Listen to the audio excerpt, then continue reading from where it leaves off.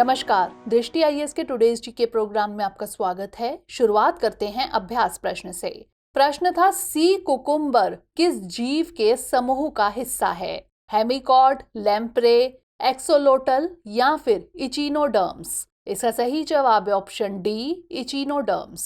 Sea cucumber echinoderms नामक एक बड़े जीव समूह का हिस्सा है जिसमें स्टारफिश और सी अर्चिन भी शामिल होते हैं, इसलिए विकल्प डी सही है।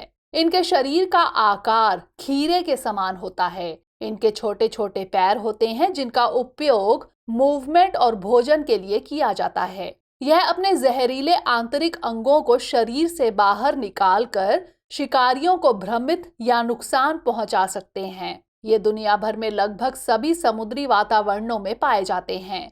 तो इस तरह इस प्रश्न का सही जवाब है ऑप्शन डी, इचिनोडर्म्स। आप में से अधिकतर स्टूडेंट्स ने इसका जवाब कमेंट सेक्शन में सही भेजा था। यूं ही पढ़ते रहिए। आज के सेशन का पहला प्रश्न है, स्पार्क प्रोग्राम किस मंत्रालय से संबंधित है? रक्षा मंत्रालय, गृह मंत्रालय, विदेश मंत्रालय या फिर आयुष मंत्रालय? इसका सही जवाब है ऑप्शन डी, आयुष मंत्रालय। केंद्रीय आयुर्वेदिक विज्ञान अनुसंधान परिषद यानी CCRAS ने studentship programme for Ayurveda research केन यानी स्पार्क कार्यक्रम शुरू किया है। यह देश में युवा प्रतिभाओं के अनुसंधान संबंधी प्रयासों को बढ़ावा देने के लिए एक अनूठी पहल है। यह प्रोग्राम मान्यता प्राप्त आयुर्वेद कॉलेजों में अध्ययन कर रहे आयुर्वेद यानी BA-MS के छात्रों के लिए शुरू किया गया है। इच्छुक उम्मीदवारों को स्पार्क पोर्टल के माध्यम से अपने शोध प्रस्ताव प्रस्तुत करने होंगे। प्रख्यात विशेषज्ञों और समीक्षकों द्वारा इन प्रस्तावों का मूल्यांकन किया जाएगा। चयनित शोधार्थी को फेलोशिप के तहत 50,000 रुपए की वित्तीय सहायता प्रदान की जाएगी। आपको बता दें कि CCRAS आयुष मंत्रालय के तहत एक स्वायत्त निकाय है। तो इस तरह इस प्रश्न का सही जवाब है ऑप्शन डी, आयुष मंत्रालय। अगला प्रश्न है, प्रोजेक्ट रक्षा या स्पर्श किसके द्वारा कार्यान्वित किया जाता है? वित्त विभाग, रक्षा लेखा विभाग, विदेश मामलों के विभाग या फिर राजभाषा विभाग? इसका सही जवाब है ऑप्शन बी, रक्षा लेखा विभाग। पेंशन प्रशासन प्रणाली रक्षा या स्पर्श ने अगस्त 2022 में रक्षा पेंशन भोगियों को डिजिटल रूप से 3,000 करोड़ रुपए से अधिक का वितरण किया है। स्पर्श एक वेब आधारित प्रणाली है जो पेंशन के दावों से निपटती है। यह बिना किसी बाहरी मध्यस्थ के पेंशन को सीधे रक्षा पेंशन भोगियों के बैंक खातों में जमा करती है। रक्षा लेखा विभाग स्पर्श प्रोजेक्ट की नोडल कार्यान्वयन एजेंसी है। तो इस तरह इस प्रश्न का सही जवाब है ऑप्शन बी, रक्षा लेखा विभाग। अगला प्रश्न है, निएंडरथल क्या है? मानव की प्रजाति, थाईलैंड में जंगली फूल, समुद्री मछली या फिर द्वीपों के समूह? इसका सही जवाब है ऑप्शन ए, मानव की प्रजाति। निएंडरथल मनुष्य से अत्यधिक मिलती जुलती एक प्रजाति थी जो यूरोप में करीब 2.5 लाख साल पहले निवास करती थी, इसलिए विकल्प ए सही है। ऐसा अनुमान है कि इनके पूर्वज अफ्रीका से आए थे। यूरोप की लंबी काली रातों और धुंधले दिनों में देखने के अनुरूप उनकी आंखें बड़ी होती गई। वे लगभग 40,000 साल पहले विलुप्त हो गए। तो इस तरह इस प्रश्न का सही जवाब है ऑप्शन ए, मानव की प्रजाति। अगला प्रश्न है, अंतर्राष्ट्रीय गिद्ध जागरूकता दिवस किस दिन मनाया जाता है? सितंबर का पहला शनिवार, सितंबर का पहला रविवार, सितंबर का पहला सोमवार या फिर सितंबर का पहला मंगलवार? इसका सही जवाब है ऑप्शन ए, सितंबर का पहला शनिवार। हर साल सितंबर का पहला शनिवार अंतर्राष्ट्रीय गिद्ध जागरूकता दिवस के रूप में मनाया जाता है, इसलिए विकल्प ए सही है। अंतर्राष्ट्रीय गिद्ध जागरूकता दिवस दक्षिण अफ्रीका में लुप्तप्राय वन्यजीव ट्रस्ट के बर्ड्स ऑफ प्रे प्रोग्राम और इंग्लैंड में हॉक कंजर्वेंसी ट्रस्ट द्वारा चलाए जा रहे गिद्ध जागरूकता दिवस से विकसित हुआ है। यह गिद्धों के संरक्षण के प्रति जागरूकता में वृद्धि करता है। गिद्ध पारिस्थितिक रूप से पक्षियों का एक महत्वपूर्ण समूह है। इनकी कई प्रजातियों की आबादी दबाव में है, तो कुछ प्रजातियां विलुप्त होने की कगार पर हैं। तो इस तरह इस प्रश्न का सही जवाब है ऑप्शन ए, सितंबर का पहला शनिवार। अगला प्रश्न है, टाइगरिस नामक नया प्रयोग किस क्षेत्र से संबंधित है? समुद्री जीवन, वन, भू आकृति विज्ञान या फिर अंतरिक्ष? इसका सही जवाब है ऑप्शन डी, अंतरिक्ष। अंतर्राष्ट्रीय अंतरिक्ष स्टेशन के लिए परिकल्पित टाइगरिस नामक एक नए प्रयोग का उद्देश्य एलिमेंट्स की उत्पत्ति का पता लगाना है, इसलिए विकल्प डी सही है। टाइगरिस को नासा के एस्ट्रोफिजिक्स पायनियर्स मिशन के रूप में चुना गया है। पायनियर्स छोटे स्तर के खगोल भौतिकी मिशन है जो ब्रह्मांडीय घटनाओं में नवीन जांच को सक्षम करते हैं। टाइगरिस कॉस्मिक किरणों के बारे में भी जानकारी देगा जो अंतरिक्ष यात्रियों के लिए खतरा पैदा करती है।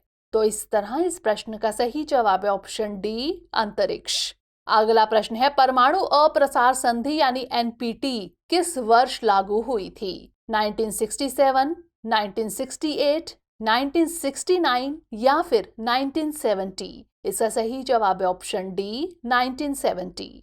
हाल ही में परमाणु अप्रसार संधि यानी एनपीटी के पक्षधारों का 10वां समीक्षा सम्मेलन न्यूयॉर्क में संपन्न हुआ। एनपीटी एक अंतर्राष्ट्रीय संधि है जिसका उद्देश्य परमाणु हथियारों और हथियार प्रौद्योगिकी के प्रसार को रोकना है। इसका एक उद्देश्य परमाणु निरस्त्रीकरण और पूर्ण निरस्त्रीकरण प्राप्त करने के लक्ष्य को आगे बढ़ाना भी है। इस संधि पर वर्ष 1968 में हस्ताक्षर हुए थे और वर्ष 1970 में लागू हुई थी, इसलिए विकल्प डी सही है।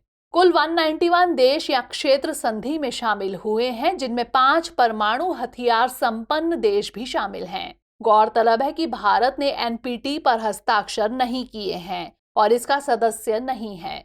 तो इस तरह इस प्रश्न का सही जवाब है ऑप्शन डी, 1970। अगला प्रश्न है, मुदुमलाई टाइगर रिजर्व किस राज्य में स्थित है? केरल, कर्नाटक, तेलंगाना या फिर तमिलनाडु? इसका सही जवाब है ऑप्शन डी, तमिलनाडु।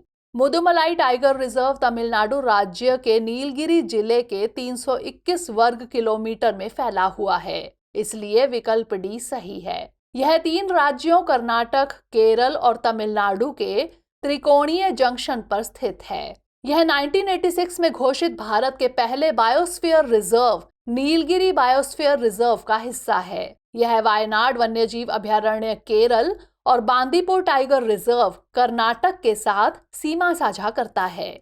तो इस तरह इस प्रश्न का सही जवाब है ऑप्शन डी, तमिलनाडु।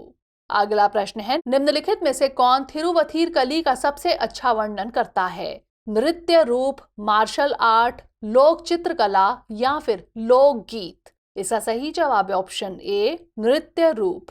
थिरुवथिरकली केरल के सबसे प्रमुख नृत्य रूपों में से एक है, इसलिए विकल्प ए सही है। इस नृत्य को बीच में एक जले हुए दीपक के साथ एक सर्कल में किया जाता है। इसे कैकोटिकली के नाम से भी जाना जाता है। कैकोटिकली का तात्पर्य थिरुवथिरकली के गायन के दौरान नर्तकियों द्वारा की जाने वाली हाथों की ताली से है। तो इस तरह इस प्रश्न का सही जवाब है ऑप्शन ए, नृत्य रूप। अगला प्रश्न है, HIP 65426B क्या है? Missile, assault rifle, mountain peak या फिर एक्सोप्लैनेट? इसका सही जवाब है ऑप्शन डी, एक्सोप्लैनेट। खगोलविदों ने पहली बार हमारे सौर मंडल के बाहर किसी ग्रह की सीधी छवि लेने के लिए नासा के जेम्स वेब स्पेस टेलीस्कोप का उपयोग किया है। यह छवि एक एक्सोप्लैनेट की है जिसे HIP 65426B कहा जाता है, इसलिए विकल्प डी सही है। HIP 65426B एक विशाल एक्सोप्लैनेट है जो A प्रकार के तारे की परिक्रमा करता है। इस ग्रह की आयु लगभग 15 से 20 मिलियन वर्ष है। खगोलविदों ने चिली में यूरोपीय दक्षिणी वेधशाला के टेलीस्कोप पर स्फेयर उपकरण का उपयोग करके 2017 में इस ग्रह की खोज की। तो इस तरह इस प्रश्न का सही जवाब है ऑप्शन डी, एक्सोप्लैनेट। अंतिम प्रश्न है, हाल ही में चर्चित सान फलुरान और स्केक्स रूज क्या है? ज्वालामुखी, ग्लेशियर, पर्वत श्रृंखला या फिर रेगिस्तान? इसका सही जवाब है ऑप्शन बी, ग्लेशियर। नए अध्ययन के अनुसार स्विट्जरलैंड के ग्लेशियरों ने 100 वर्ष से भी कम समय में अपने आधे से अधिक आयतन को खो दिया है। 2 ग्लेशियर सान फलुरान और स्केक्स रूज अलग हो गए हैं, इसलिए विकल्प बी सही है। ग्लेशियर तापमान में परिवर्तन के प्रति विशेष रूप से संवेदनशील होती है, इसलिए यदि पृथ्वी गर्म होती है तो ग्लेशियर पिघलने लगते हैं ग्लेशियरों को अक्सर यूरोप के जल मीनार के रूप में जाना जाता है। यह सर्दियों की बर्फ जमा करके गर्मियों में इसे धीरे धीरे छोड़ते हैं और यूरोप की नदियों एवं फसलों के लिए पानी उपलब्ध कराते हैं। तो इस तरह इस प्रश्न का सही जवाब है ऑप्शन बी, ग्लेशियर। आइए अब नोट कर लेते हैं आज का अभ्यास प्रश्न। अंतर्राष्ट्रीय चैरिटी दिवस कब मनाया जाता है? 8 सितंबर, 7 सितंबर, 6 सितंबर या फिर 5 सितंबर? इसका उत्तर हमें कमेंट सेक्शन में जरूर भेजिएगा। अगले सेशन में नए प्रश्नों के साथ मिलेंगे। तब तक के लिए पढ़ते रहिए एंड स्टे मोटिवेटेड।